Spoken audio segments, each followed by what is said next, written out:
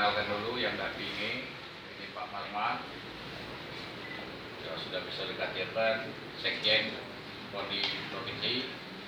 Ini Pak Iwan Triadi, beliau Wakil Ketua Umum bidang perencanaan. Terus ini Firdaus, bagian hubungan antar lembaga. Saya juga Wakil Bupati Pali. Jadi nanti banyak kapan malah yang untuk teknisnya, nanti saya sekedar simpul-simpul saja.